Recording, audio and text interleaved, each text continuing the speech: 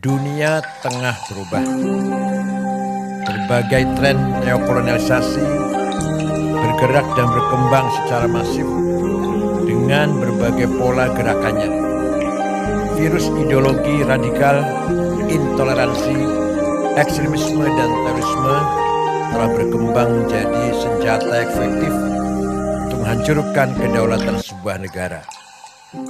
Kalau dunia Islam dimulai dari Arab Spring, Ar-Rabi'ul Arabi, dimulai dari Tunis, kemudian Mesir, Libya, sekarang masih Suriah, dan seterusnya.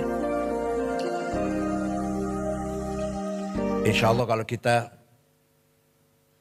selama kita masih memperkuat ukhuwah di antara kita, insya Allah Arab Spring gak akan berpengaruh untuk kita semuanya. Kalau toh ada pengaruhnya sedikit. Dengan cara membelokkan narasi sejarah dan kebudayaan, serta melakukan berbagai adu domba, kelompok intoleran dan radikal terorisme terus berusaha merebut masa depan suatu bangsa. Dengan menggunakan diksi-diksi agama yang terdistorsi dan dipolitisasi, serta dengan mengorbankan sentimen atas nama agama. Ideologi radikal, intoleransi, ekstremisme dan terorisme bergerak merekrut dan menghegemoni para pengikutnya baik secara terbuka maupun secara tertutup. Sejak dulu ada, zaman Nabi pun ada, maka turunlah Al-Quran, ayat Al-Quran, wal murjifuna fil madinati la lughriyannaka bihim thumma la yujawirunaka fiha illa qalila. Muhammad, wal murjifuna fil Madinah, orang-orang atau kelompok yang bikin gaduh di Madinah, usir Muhammad. Jangan berkesempatan hidup bersamamu di Madinah. Sekarang kita sedang menyaksikan radikal yang berada terjadi di Bangladesh. Sampai jelas di mata dunia, di depan mata dunia, konflik antara Islam dan Hindu di sana. Presidennya Nyai Hasinah lari terbirit-birit ke India. Sudah terlalu lama juga sih jadi presiden, bosan sudah. Juga kekerasan di Inggris yang selama ini harmonis, beberapa umat Islam menduduki jabatan penting. Pernah menjadi wali kota di London, pernah ada dubes Inggris di Indonesia Muslim, namanya siapa? Abdul Azim namanya. Periode 5 tahun yang lalu ya. Sekarang sedang bergejolak. Kekerasan terjadi di Inggris, terutama di London, antara umat Islam dan Muslim. Jelas pasti ada yang mengadu domba. Fenomena pembubaran Jamaah Islamiyah dan keberadaan teroris attack merupakan pertanda lahirnya babak baru penyebar luasan ideologi radikal, intoleransi, ekstremisme dan terorisme yang bergerak masif secara terselubung dan undercover. Menurunnya indeks potensi radikalisme bukan pertanda perang terhadap gerakan dan paham radikal terorisme berakhir. Kelompok intoleran dan radikal terorisme kini tengah menyusup, bergerak senyap dan mengkonsolidasikan kekuatannya dengan strategi infiltrasi dan akuisisi di semua sektor kehidupan sosial, ekonomi, politik, kebudayaan, kesehatan, pendidikan, pertahanan dan keamanan. Mereka tengah berusaha merebut dan mengambil alih kepemimpinan di semua sektor dan menguasai seluruh sumber daya yang ada di negeri kita ini. Kebanyakan mereka menyusup di perguruan tinggi umum, bukan agama, bukan. ITB, IPB, ITS, Undip, yang nanti alumninya akan menduduki kedudukan penting di Telkom, PLN, Pertamina. Mereka mengkaji buku namanya Ma'alim fit Thoriq yang ditulis oleh Said Qutb, yang isinya semua yang datang dari luar Islam masuk golongan atau kategori jahiliyah. Kalau jahiliyah harus kita perangi. termasuk nasionalisme ada jahiliyah. Pancasila jahiliyah. Undang-Undang Dasar 45 jahiliyah. DPR tauhid. Pemerintah ini kafir. Harus kita perangi. Itu doktrin kelompok tarbiyah yang ada di mana-mana. Bahkan di pengajian-pengajian keluarga, ibu-ibu, istri-istri, polisi, tentara di perumahan-perumahan. Bahkan mereka khutbah di kantor-kantor pemerintah malah isinya mengkafir-kafirkan pemerintah. Padahal khutbahnya di BUMN padahal.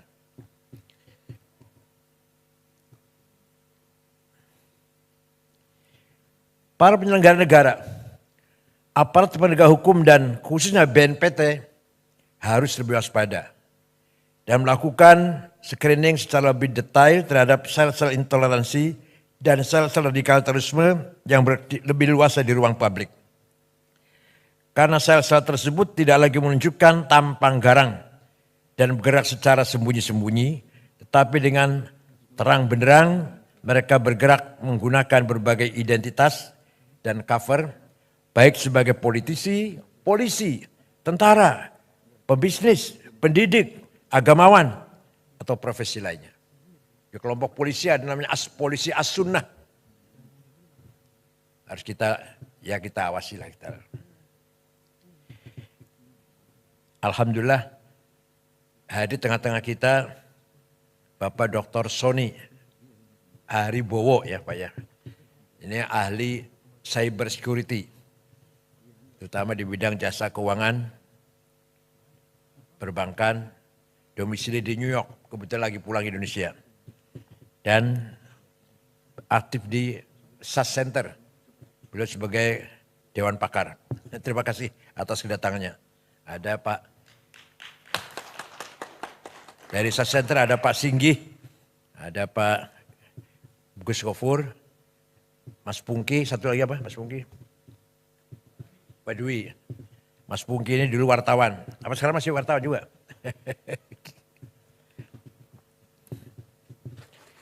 Tsunami digital dan lompatan teknologi yang masif menjadikan dunia semakin tanpa batas. Kecepatan informasi yang tidak mudah dibendung menjadi peluang bagi kelompok intoleran dan kelompok radikal terorisme untuk menyebarluaskan paham dan nilai-nilainya secara terbuka dan pengaruhi alam bawah sadar generasi digital. Sosial media dan berbagai platform lainnya dapat menjadi alat propaganda efektif bagi kelompok radikal untuk menciptakan kondisi chaos dan disharmoni di tengah-tengah masyarakat. Sangat banyak. Di TV pun masih ada penceramah yang mengarah pada radikalisme. Yang kita tonton tiap pagi. Begitu di radio. Seperti TV-TV Ar-Roja, Arisalah, Al-Wisol, masih banyak lagi. Antara lain saja itu. Pesantren, Az-Zaitun, As-Sunnah, Eskariman, Bukhari Muslim, Yayasan Ali bin Abi Thalib, dan lain-lain. Ulil Albab di Lampung.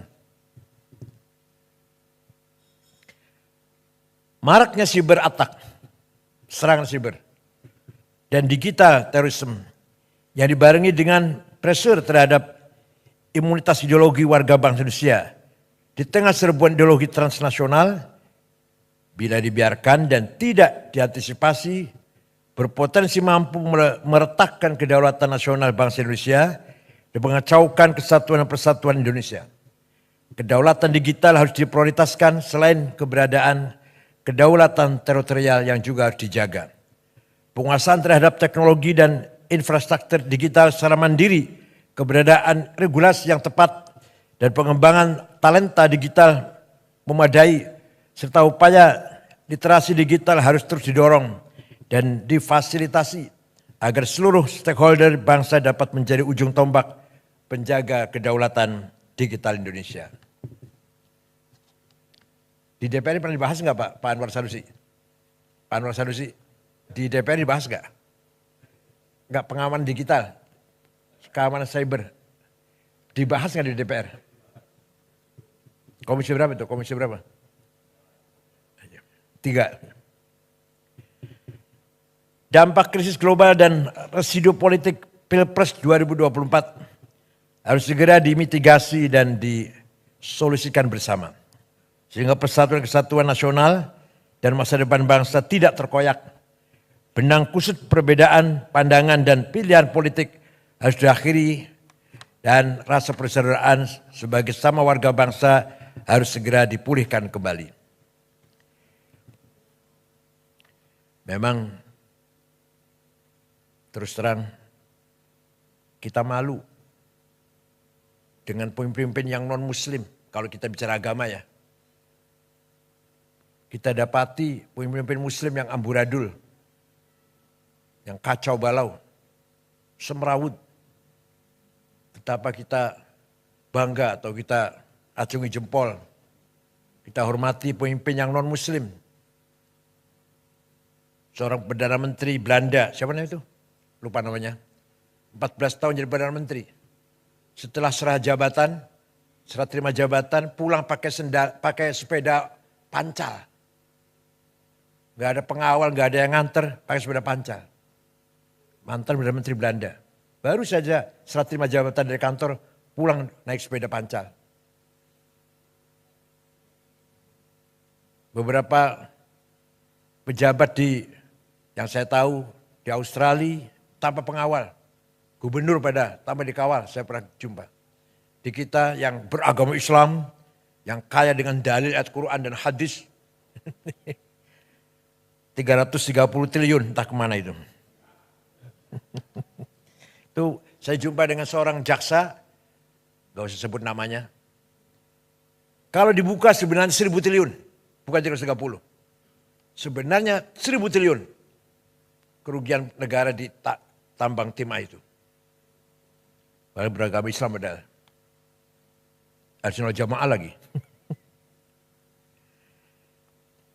Momentum 17 Agustus di depan mata. Maknai kemerdekaan Indonesia harus lebih bisa dimaknai sebagai momentum untuk melakukan refleksi, evaluasi dan menyusun rencana aksi guna mewujudkan cita-cita kemerdekaan Indonesia. Kalau dalam bahasa Arab, muhasabah, introspeksi. Kemudian kalau kita menjumpai kegagalan, mu'atabah, blaming self. Jangan nyalakan orang lain. Kemudian ke depan, muraqabah. Tetap kita membangun optimis. 17 Agustus adalah momentum mensyukuri nikmat kemerdekaan. Dengan mengisinya, meningkatkan pelayanan dan pemihakan terhadap nasib dan masa depan rakyat Indonesia. Bukan sekedar perayaan pesta pora yang menghabiskan 87 miliar.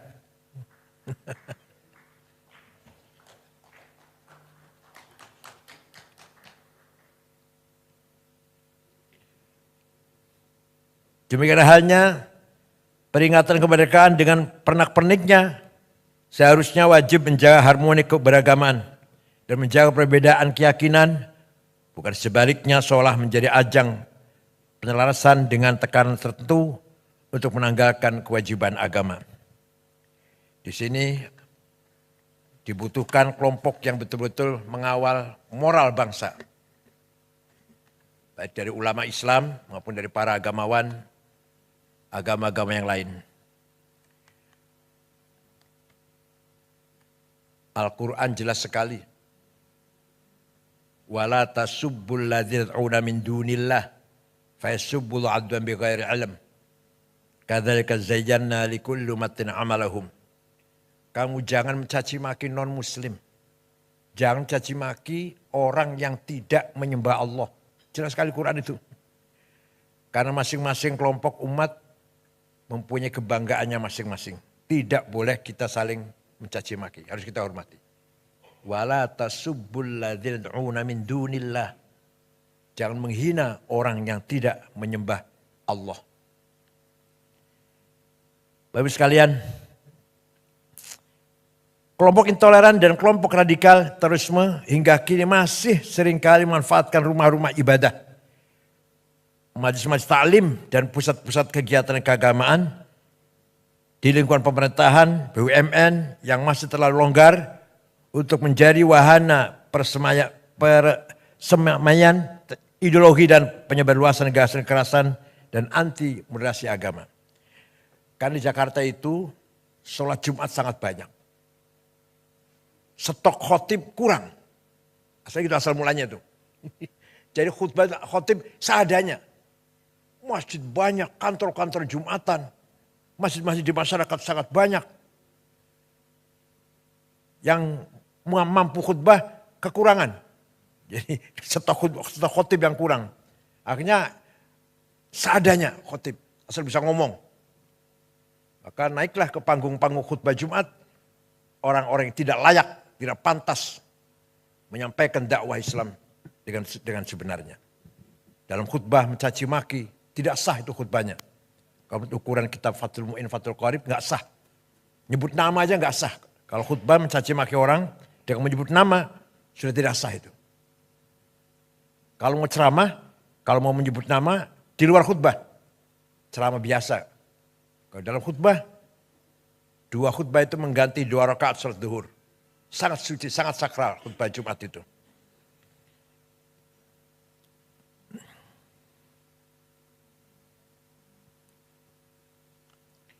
Rumah-rumah ibadah, majelis taklim dan pusat kegiatan keagamaan yang telah berhasil dikuasai oleh kelompok intoleran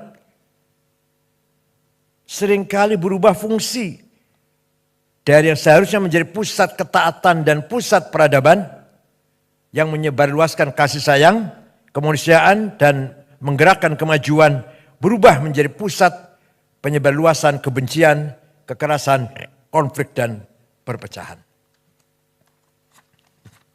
Kalau di Indonesia memang yang banyak berbuat begini yang orang Islam. Kalau di negara yang mayoritasnya Katolik, orang Katolik. Kalau Indonesia kan mayoritas orang Islam, copetnya orang Islam, yang korupsi orang Islam. Kalau di Filipina ya orang Katolik. Kalau di India, ya orang Hindu. Kalau di Cina misalkan, ya Buddha. Kalau di Banyuwangi copetnya orang mana? Ada di Bali copetnya orang mana? Orang Banyuwangi sih, Islam juga.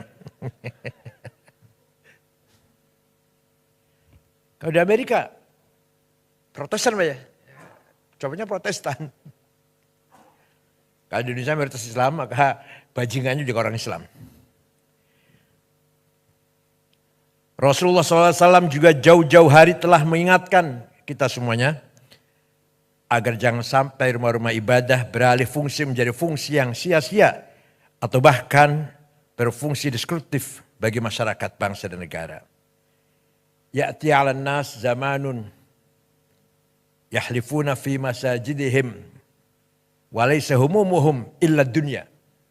Nanti dia akan datang, akan kita lihat ada sekelompok umat Islam rajin ke masjid, tapi sebenarnya tujuan mereka bukan agama. Urusan dunia, politik, harta atau lain-lain. Bukan untuk ibadah. Sudah ada hadisnya itu.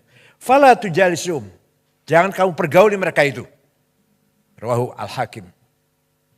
Jadi 15 abad yang lalu Nabi sudah memprediksi akan terjadi sekelompok orang rajin di masjid, tapi tujuannya bukan untuk ibadah.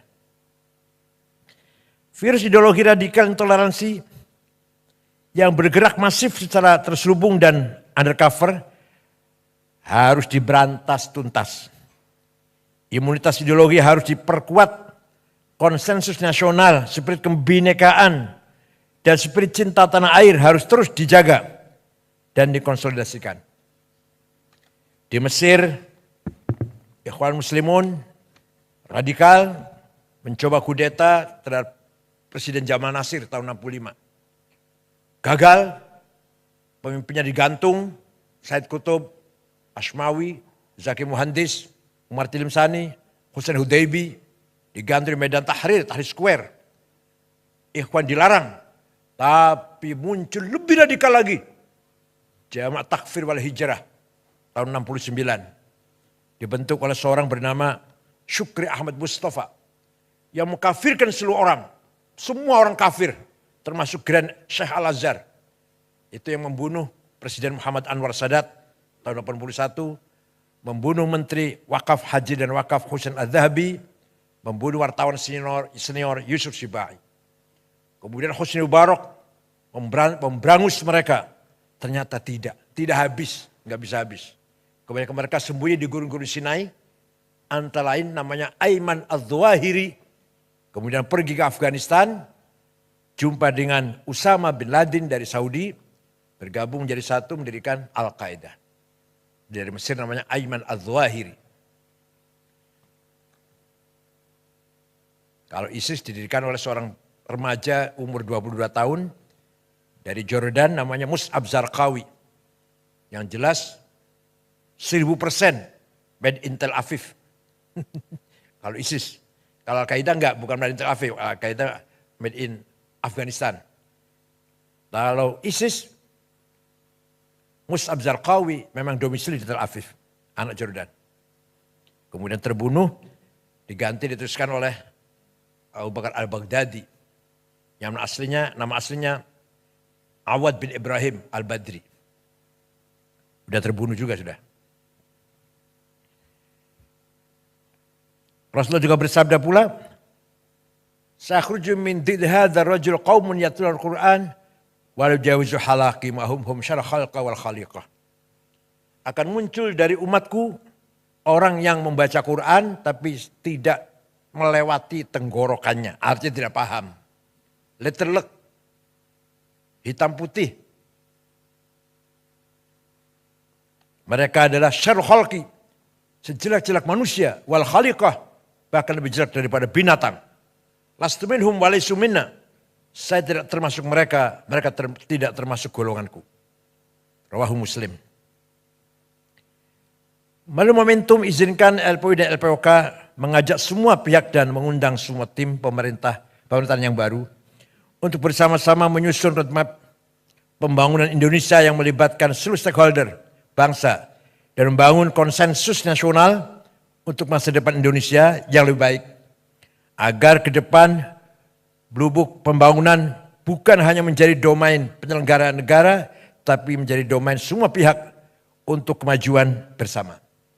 LPOI, LPOK siap menjadi konsidator diplomasi dunia Islam di kancah internasional, sekaligus menjadi orkestrator harmoni pembangunan nasional untuk kebaikan bersama.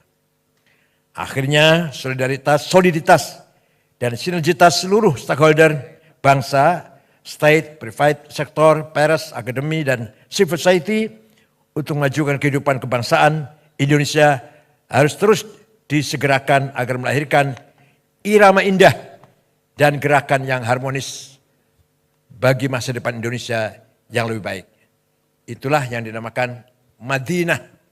Nabi Muhammad tidak pernah mendeklarkan negara agama, negara Islam, enggak pernah. Tidak pernah mendeklarkan negara Arab, negara Madinah. Yang di dalamnya Muslim dan non-Muslim, Arab dan non-Arab. Yang Islam, pendatang dan pribumi. Diberlakukan sama hak dan kewajibannya. Maka negara yang dibangun Nabi Muhammad adalah Madinah, bukan negara Islam, bukan negara Arab. Seperti Indonesia. Indonesia bukan negara agama dan bukan negara suku. Indonesia yang terdapat 6 agama, itu yang resmi. Yang tercatat Pak Catur. Yang tercatat masih banyak lagi. Agama kita ini. Indonesia bukan negara agama dan bukan negara suku. Indonesia yang terdapat 6 agama, itu yang resmi. Yang tercatat Pak Catur. Yang tercatat masih banyak lagi. Agama kita ini. Darmo Gandul, Gotoloco, Sambelun, Subud, Parpalin, Kaharingan, Kapitayan, Karuhunan, Sunda Wiwitan, Pedayakan. Waduh masih banyak lagi agama, ada 200 barangkali pada di sini. Nyung Sewu, Jogja, kata nggih. Di Jogja banyak, di Jawa Tengah. Yang formal, yang resmi aja 6 agama, Islam, Katolik, Kristen, Hindu, Buddha, Konghucu. Bukan Bukan negara agama Indonesia ini. Bukan negara suku, bukan negara Jawa, Sunda, Batak, Dayak, Madura, bukan. Indonesia. Yang di dalamnya ratusan suku. Berapa? 400 ya? Lebih suku ya? 400 lebih suku dan 1000 lebih bahasa. Yang harus kita jaga bersama. Kebinekaan harus kita jaga bersama. Nabi Muhammad ketika menerima tamu Kristen Najran dihormati, kemudian Nabi mengatakan, "Qul inna au iyyakum la'ala hudan au fi dhalalim mubin." Ayo kita duduk bersama, bincang-bincang, entah aku atau Anda yang benar. Coba, gak mengatakan saya benar kamu salah goblok, enggak gitu, enggak. Ini orang yang mengaku keturunannya ini, mulutnya kotor banget. Padahal ngakunya keturunannya Nabi Muhammad. Nabi dulu, mari kita duduk bersama, ayo kita bincang-bincang. Inna kami au iyakum atau Anda. Atau inna au iyakum, kami atau Anda. La'ala hudan, yang benar. Au fi dhalalim bin, atau yang tidak benar. Ayo kita ngomong-ngomong. Itulah sikap Nabi Muhammad ketika menerima tamu Nasrani Najran. Dan ketika Raja Ethiopia, Najasyi, meninggal dunia beragama ortodok, Nabi Muhammad salat gaib. Mengajak para sahabatnya salat gaib. Menyalati kematian Raja Ethiopia yang ortodok. Ketika ada jenazah lewat, Nabi berdiri. Sahabat mengasih tahu, itu jenazah Yahudi Rasulullah. Iya, saya tahu. Itu yang lewat ini jenazah Yahudi, saya tahu. Tapi mari kita hormati orang yang akan menghadap Tuhan. Itulah contoh-contoh yang sangat luar biasa dari akhlak yang mulia dari Rasulullah SAW. Kenapa kita umatnya amburadul, carut marut, gak karu-karuan. Terutama di Indonesia ini yang jauh dari nilai-nilai akhlak Rasulullah SAW. Bahkan yang mengaku keturunannya mulutnya kotor, caci maki sana sini. Saya mengatakan satu orang Habib yang bodoh lebih mulia daripada 70 kiai orang Jawa. Itu kan ngomong gak benar itu. Habib walaupun zina, walaupun minum arak, pasti masuk surga. Ini walhasil mereka ini menganggap diri mereka super. Kiai-kiai Jawa ini bukan Habib di bawah mereka. Ini bertentangan dengan Quran dan bertentangan dengan Rasulullah sendiri. Inna akramakum indallah atqakum. Yang mulia di mata Allah adalah yang paling bertakwa. Tidak pandang turunan siapa. Saya kira itu, mohon maaf kalau terlalu panjang. Mudah-mudahan pertemuan ini menambahkan khazanah perbendaraan peradaban kita. Selamat datang Pak Sony, dan insya Allah kedatangan Pak Sony akan bermanfaat untuk kemajuan LPUI dan LPOK. Terima kasih. Syukran wa dumtum fil khairi barakati wan najah. Ini beberapa orang belum datang Pak Sony. Ada dari Al-Irsyad, masih berobat di dokter Kiai siapa namanya? Abdullah Zaidi. Dari Wasliyah Profesor Yusnar, masih di jalan dari Bogor. Yang belum datang siapa lagi? Dari Syarikat Islam. Ustaz Halif ya, belum datang, belum kelihatan. Syukran wa dumtum fil khairi barakati wan najah. Wallahu a'lam. Wassalamualaikum warahmatullahi wabarakatuh.